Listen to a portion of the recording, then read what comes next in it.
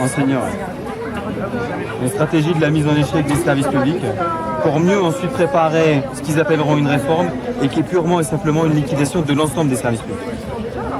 Donc ces sous-effectifs qu'on rencontre partout, dans l'éducation nationale. Moi j'ai rencontré Madame Barre du Conseil général, pas plus tard que la semaine dernière, pour demander à ce que les agents qui étaient en maladie soient remplacés.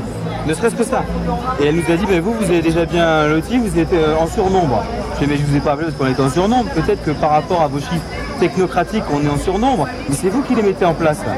Donc ils mettent en place une espèce de stratégie du non-remplacement, une stratégie de l'échec, qui font craquer les agents territoriaux et les agents de la fonction publique nationale, qui ensuite amèneront le discrédit de la fonction publique. Et là, on rentre en plein dans le plan de l'OCDE, qui a sorti un papier il y a une dizaine d'années. C'était la stratégie « Comment on liquide une fonction publique ». Si on l'attaque de front, c'est un échec. Il faut d'abord l'émietter, il faut la faire passer comme incompétente pour finalement la liquider en totalité. C'est cette même organisation, l'OCDE, qui chaque année nous dit qu'on est mauvais. Mais finalement, on demande à ceux qui veulent liquider la fonction publique ce qu'ils pensent de la fonction publique. C'est pas sérieux.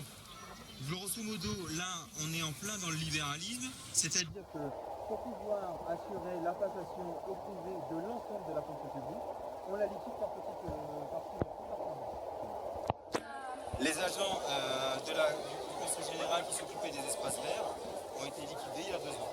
Là maintenant, nous, par exemple, au collège du Stockfeld, on se retrouve avec une accumulation de travail qui est impossible pour tous les agents.